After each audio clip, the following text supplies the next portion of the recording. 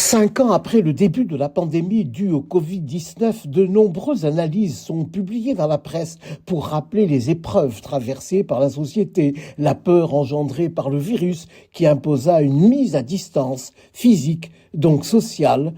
donc humaine des autres.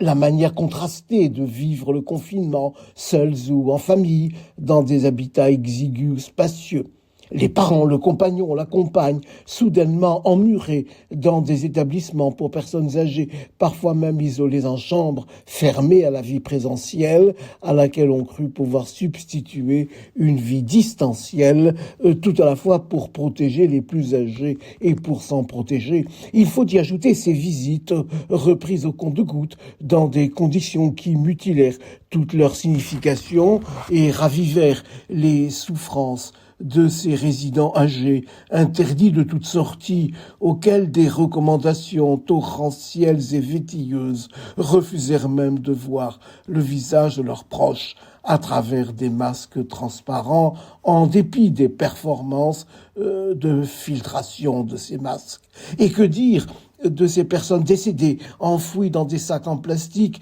et dont les proches ne purent pas voir, ne serait-ce que quelques brefs instants, le visage, condamnés à souffrir indéfiniment d'un deuil qui reste encore aujourd'hui une plaie béante ou prompte à se raviver. Et que dire aussi de ces photos de visages de défunts que l'on présenta ici ou là aux familles en croyant que ces images pathétiques, intrusives, pouvaient être un succédané du visage qu'on leur avait interdit de voir une dernière fois.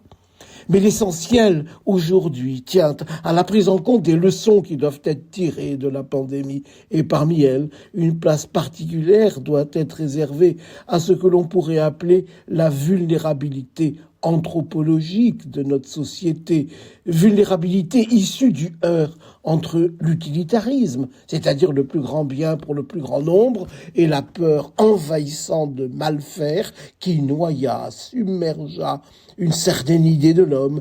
une certaine idée de sa relation incarnée au monde, à son histoire identitaire, aux voies de l'inconscient collectif qui l'habite, aux liens familiaux, amicaux, sociaux qui tissent un sentiment d'appartenance avec ses joies,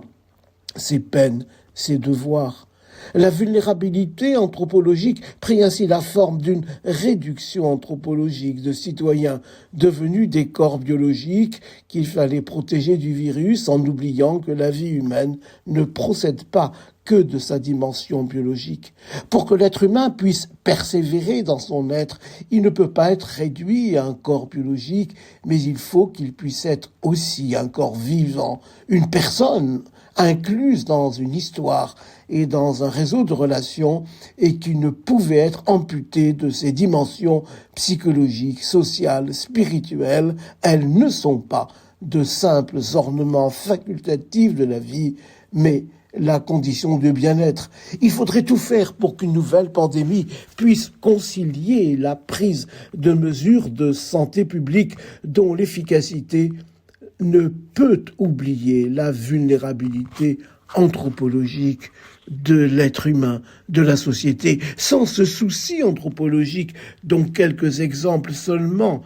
ont été donnés, sans la volonté ardente de respecter l'être humain dans ses dimensions biopsychosociales et spirituelles, les sociétés seront condamnées à accepter que l'humanisation passe au gré des crises par des salves de dissolution-reconstruction, une autre manière d'accepter une réduction anthropologique qui pourrait briser durablement la condition humaine. Voilà sans doute une raison majeure de dépasser les ressentiments pour tirer les leçons de la pandémie et de faire ainsi acte d'espérance. Il vaut sans doute mieux dans le désert croire à un mirage plutôt que de manquer une oasis.